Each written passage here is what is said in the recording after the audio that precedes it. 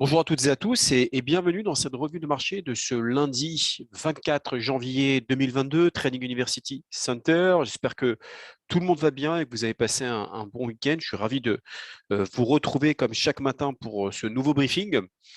Avant de démarrer, je vous laisse bien sûr prendre connaissance de l'avertissement légal sur les risques. Je ne vais pas trop m'attarder sur la partie fondamentale, je vais juste revenir un petit peu sur les événements de la semaine dernière et on va assister simplement à une semaine assez importante.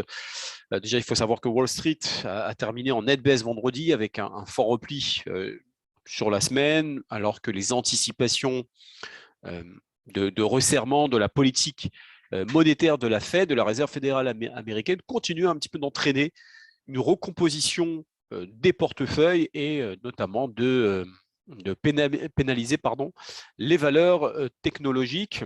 Alors, pour revenir un petit peu sur la semaine dernière au niveau des chiffres, il faut savoir que l'indice de référence de la finance mondiale, le S&P 500 et l'indice de valeurs technologiques ont chuté entre 5,7 et 7,6%, alors que le Dow, par exemple, a abandonné aux alentours des 4,6% sur la semaine, ce qui constitue tout simplement la pire performance hebdomadaire depuis mars 2020, au tout début de la pandémie.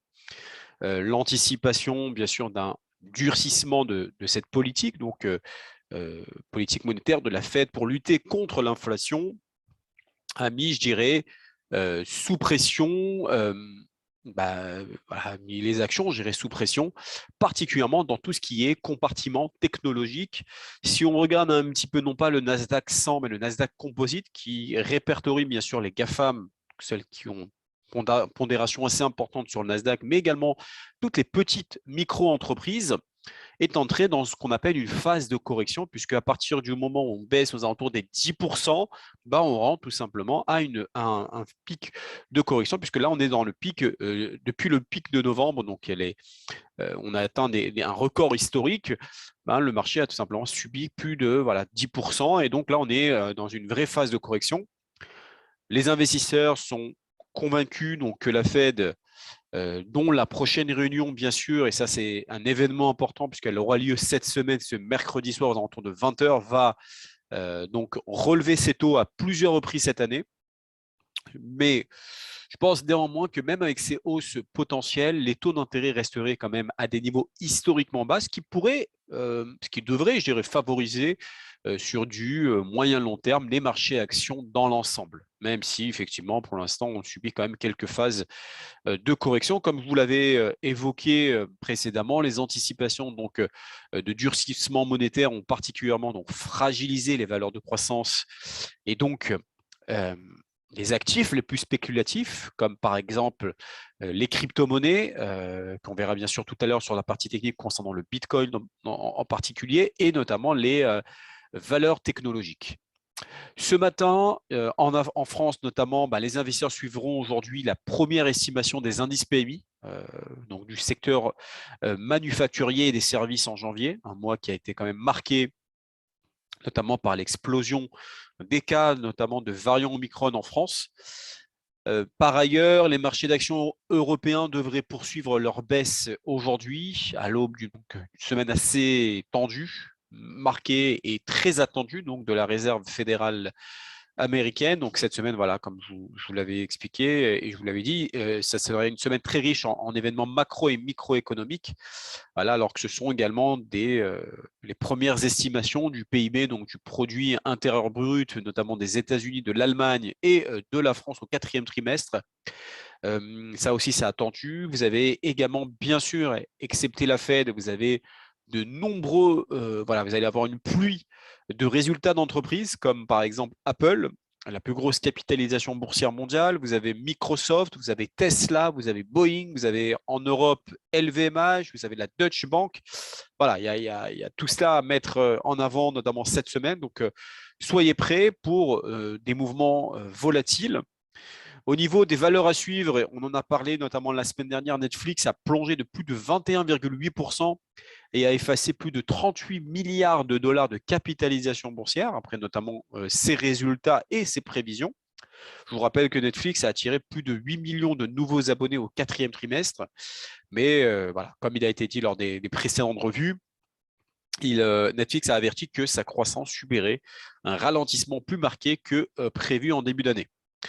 Par ailleurs, vous avez également Intel qui a annoncé qu'il investirait plus de 20 milliards de dollars pour construire 2 nouvelles usines de microprocesseurs dans l'État américain de l'Ohio. Vous avez également IBM dans toute la partie technologique qui a perdu à peu près 1,1% la semaine dernière, vendredi dernier, a conclu un accord pour céder donc les activités d'analyse de données de sa division Watson East et à la société donc d'investissement Francisco Partners. Le montant de ces transactions n'a pas été communiqué. Au niveau de l'agenda du jour, avant de passer sur le programme technique, voilà, les PMI manufacturés en Amman aux alentours de 9h30. Vous avez tous les PMI concernant la livre sterling. Alors, je vous rappelle que les PMI, à partir du moment où on a une contraction résultat en deçà des prévisions, forcément, la devise concernée, donc en l'occurrence le pound, donc la livre sterling, risque de se déprécier. Dans le cas opposé, c'est la livre sterling qui risque de rebondir. Au niveau du programme, voilà, voici ce que nous allons voir aujourd'hui: Amazon, Bitcoin, argent et la parité NZD-USD. Voilà, donc on va passer sur l'action Amazon. Alors, donc on va passer sur l'action. Là, vous êtes sur le Bitcoin, on va passer sur l'action Amazon. Hop, voilà. Alors, l'action Amazon qui a subi effectivement une très forte correction. Vous avez à gauche le graphique en mensuel, ici en hebdomadaire, et à droite, vous avez en journalier, comme chaque briefing. Alors, déjà, dans un premier temps, on va regarder en mensuel. Alors, en mensuel, vous voyez un peu cette bougie qui n'est pas totalement terminée, mais qui, effectivement, annonce un repli assez important qui permet de connaître un petit peu le point le plus bas du mois d'Amazon, qui était au mois de septembre 2020, où on avait touché effectivement les 2871. Et là, le prix étant simplement sous ce niveau plus bas de septembre 2020. Et là, le marché a un potentiel pour aller chercher ce niveau-là que vous avez ici en orange, qui est à peu près qui est de 2700, qui serait éventuellement un point d'achat s'il n'est pas cassé. D'où l'importance, bien sûr, d'attendre les clôtures de bougies pour pouvoir se positionner. Et là, effectivement, les 2700 pourraient être un point d'achat. Pour le moment, la dynamique est fortement baissière. Maintenant, ce qui est très important, c'est qu'on était dans un canal haussier, comme vous pouvez le constater ici. Donc, on avait un pic là, on avait un creux là, on avait un pic ici, on avait un creux là, donc on rebondit. Là, on l'a cassé. D'accord. Généralement, quand on casse un support, le marché a tendance à décélérer. Maintenant, pour vous donner un peu les objectifs, généralement, vous reportez ce que vous avez à l'intérieur du canal. Donc, l'objectif. Donc là, par exemple, vous avez la distance entre le point le plus haut, donc la résistance oblique, et le support oblique, et vous le reportez tout simplement en dessous pour aller chercher les objectifs. Donc, les objectifs sur Amazon sont tout simplement cette zone que vous avez ici, qui serait une zone aux alentours des, voilà, à peu près cette zone-là. Ça serait entre les 2700 et 2750. Ça sera l'objectif d'Amazon. Donc, pour l'instant, effectivement, c'est compliqué d'acheter déjà d'une manière générale sur le compartiment technologique. Ça, c'est dans un premier temps. Et dans un deuxième temps, on voit que la dynamique est fortement baissière. Cassure d'un support oblique, généralement, est annonciateur d'une forte décélération. Deuxième bougie, pour l'instant, la bougie n'est certes pas totalement terminée puisqu'il reste encore 6 jours, on est le 24, donc il reste quelques jours avant la clôture de cette bougie. Il faut savoir qu'Amazon va également publier ses résultats très prochainement, je crois que c'est début février. Donc, ça pourrait effectivement donner un push supplémentaire sur Amazon à partir de cette zone-là. Pour l'instant, la dynamique reste baissière. On va regarder ensemble sur la partie hebdomadaire. Donc là, c'est à peu près ce que je vous ai montré. L'objectif, c'est là. L'objectif, c'est d'abord 2700. Après, si effectivement ça casse les 2700, on peut aller chercher les 2600.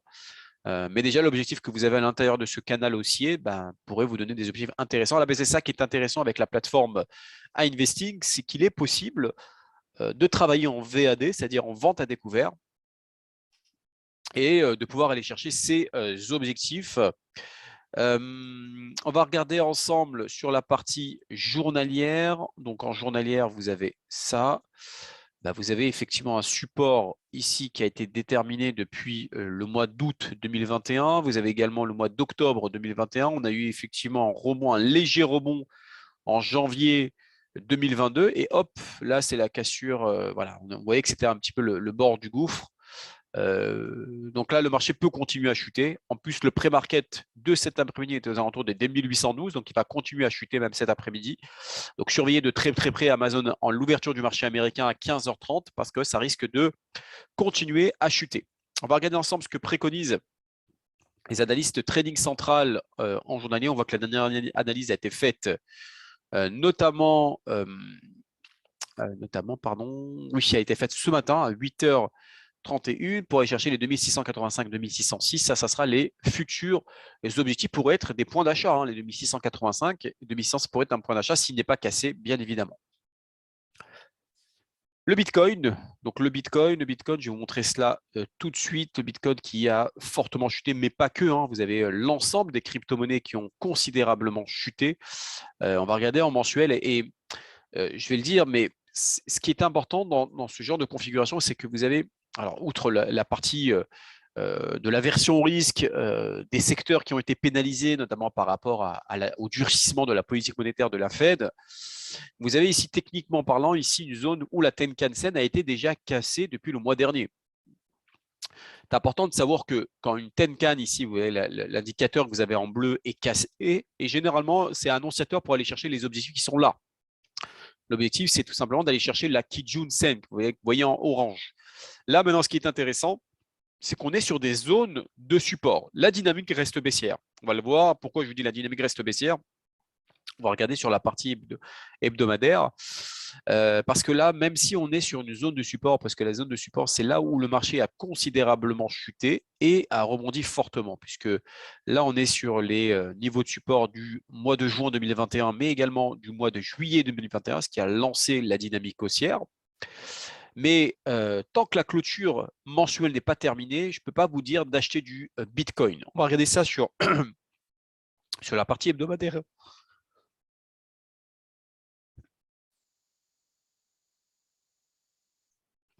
Donc là, on va passer sur la partie hebdomadaire. Alors, attendez voir, je vais vous augmenter, je vais agrandir, pardon, la partie hebdomadaire.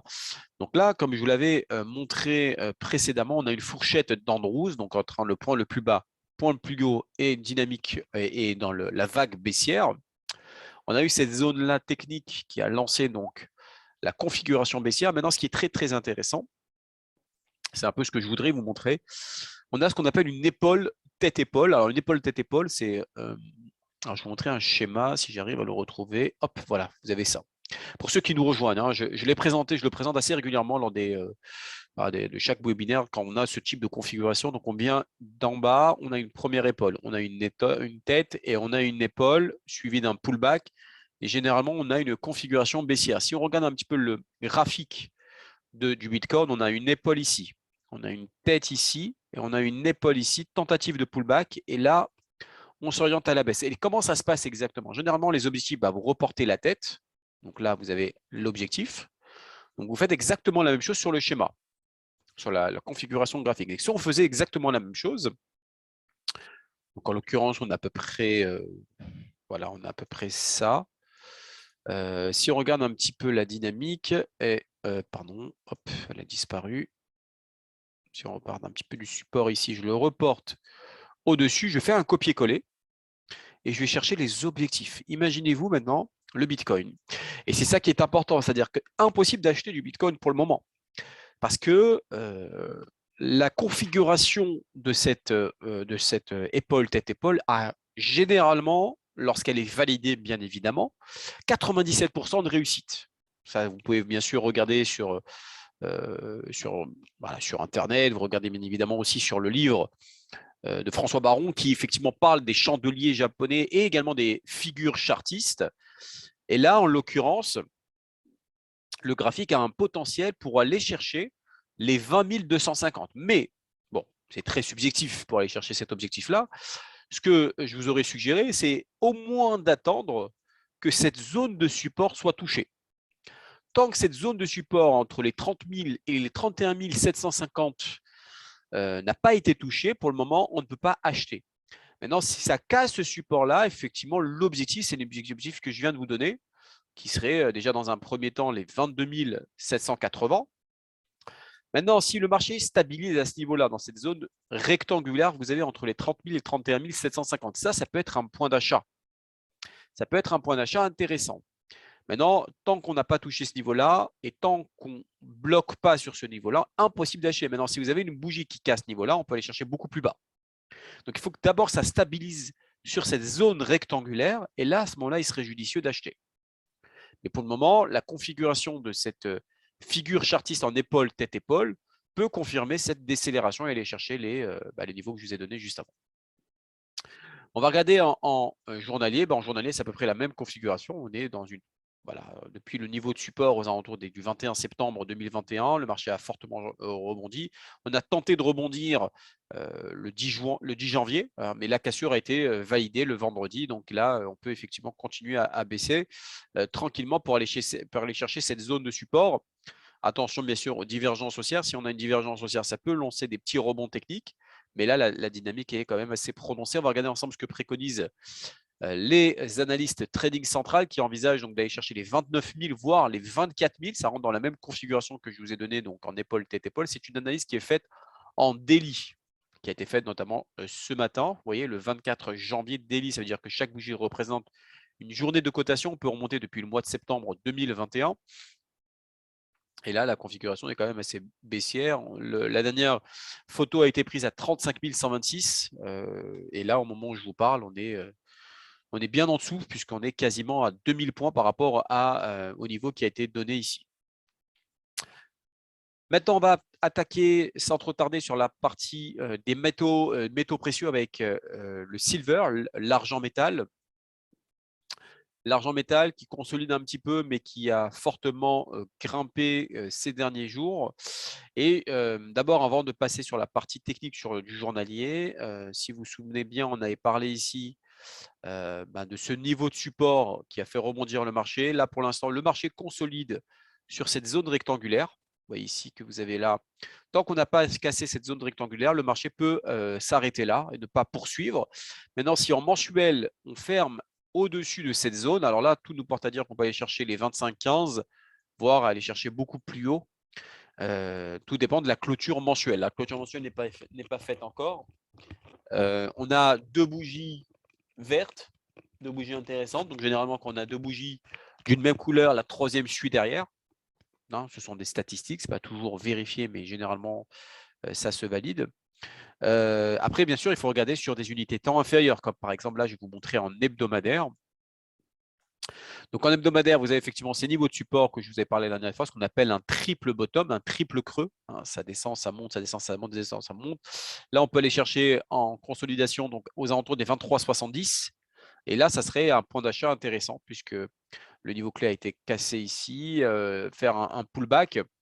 Un niveau intéressant serait peut-être d'acheter dans cette zone-là pour profiter de la dynamique haussière. La semaine dernière a été une semaine assez intéressante sur l'argent métal. Donc, c'est normal que le marché a besoin de respirer un peu et aller chercher, par exemple, cette zone que vous avez rectangulaire que je viens de vous tracer aux alentours des 23,30, 23,45 qui serait un point d'achat intéressant pour aller chercher cette zone de résistance aux alentours des 25,15 voire 25,30. En journalier, on a ce qu'on appelle une épaule tête-épaule inversée. Alors, ce n'est plus une épaule tête-épaule, là, c'est une épaule tête-épaule inversée, c'est-à-dire c'est l'inverse complètement de l'épaule tête-épaule. Je vais voir si j'arrive à vous trouver. Ah si, voilà, je l'ai trouvé. Hop, voilà, c'est à peu près ça. Et effectivement, je pense que ça a été validé. C'est une figure chartiste que j'ai dû vous montrer lorsque je vous ai présenté une précédente revue sur l'argent métal. Et l'objectif a été atteint. Comment vous le faites? Tout simplement, vous reportez, comme je vous l'avais montré tout à l'heure avec, je crois que c'était… Oui, c'était le Bitcoin. C'est avec le Bitcoin. Donc, vous reportez à l'intérieur de la tête et vous reportez au-dessus. Et là, effectivement, l'objectif a été atteint. C'était les 24,45 à peu près, c'était l'objectif. Et là, le marché a besoin de respirer un peu, c'est normal. Il va faire ce qu'on appelle un pullback, donc un retour sur cette ancienne résistance qui a été franchie. Et donc là, les 23,45, 23,50, ça serait un point d'achat intéressant. En tout cas, sur l'argent métal. Vous voyez, là, vous avez l'épaule numéro 1, 2, tête, épaule 2, et là, continuation haussière. On va regarder ensemble ce que préconisent les analyses trading central. Dernière analyse toujours en moyen long terme, puisque l'analyse est faite en daily. Ça reste haussier, même si pour l'instant, ça consolide un petit peu. La dernière photo a été prise à 24,20. Là, ça consolide un petit peu. Tant qu'on est au-dessus des 22,90, l'objectif, c'est 25,40, voire 26,30. En revanche, si on passait en dessous des 22,90, là, le marché tout simplement s'inverse et on ne serait plus à l'achat et on serait à la vente pour aller chercher les 22, voire les 21,40. Pour l'instant, la configuration est plutôt haussière. On va regarder ensemble le NZD-USD, une paire de devises monétaires intéressantes où il est possible d'aller chercher plutôt une forte appréciation du dollar américain par rapport à toutes les devises. Et donc, le NZD-USD, pour l'instant, est en train de subir un peu cette appréciation sur le dollar américain. Sur le dollar américain. On va regarder ensemble sur la partie graphique. Alors, et c'est ça qui est intéressant. Je ne sais pas si vous vous souvenez, on en avait parlé également lors des précédents webinaires. Alors, attendez, hop. Là, vous êtes sur du graphique mensuel. D'accord? Vous êtes sur un graphique mensuel. Ce qui est intéressant, c'est que la zone de support que vous avez ici est en train d'être franchie. Alors, certes, pour l'instant, le marché, la bougie n'est pas terminée, mais tout nous porte à dire qu'on peut avoir une continuation baissière sur le NZD-USD pour aller chercher beaucoup plus bas, voire même les 0,6470 sur du moyen terme. Donc là, le niveau de support est en train d'être franchi comme ce qui s'est passé à cette période-là. Donc là, quand on franchit une résistance ou un support, généralement, le marché a tendance à accélérer ou à décélérer. Et là, c'est un peu le cas. Et là, on est en train de franchir et de casser cette zone de support. Donc, tout nous porte à dire que les prochaines séances et prochains mois, on pourrait avoir une continuation baissière sur le NZD-USD. On va regarder ensemble sur de l'hebdomadaire. Donc, de l'hebdomadaire, on avait effectivement une résistance oblique ici. Mais ce qui est intéressant, c'est que la zone de support que vous avez ici a été cassée la semaine dernière. Donc là, chaque bougie représente une semaine de cotation.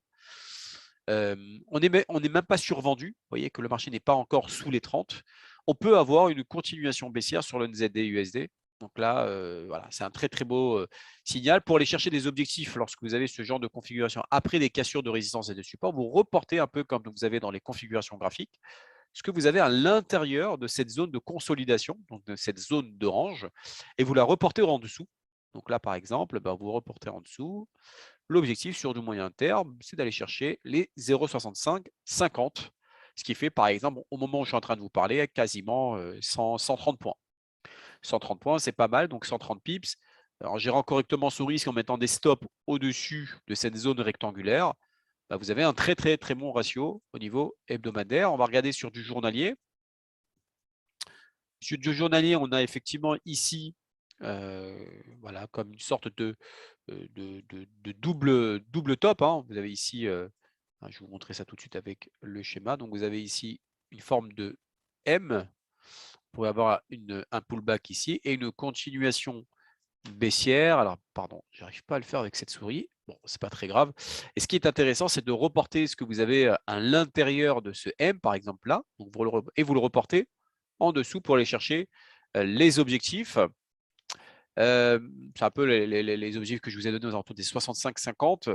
On va regarder ensemble ce que préconisent les analyses trading centrales. On est toujours en daily, donc l'analyse est faite toujours en journalier. Objectif 0,66, 0,65, 15.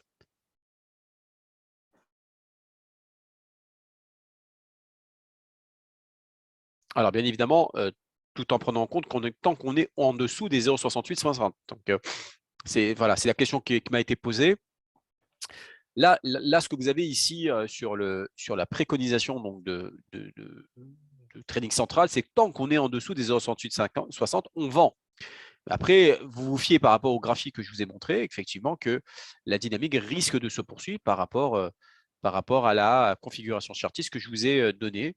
Et donc là, l'objectif 0,66, même si c'est 0,66, donc la photo a été prise à 0,6715, ça peut être intéressant comme objectif.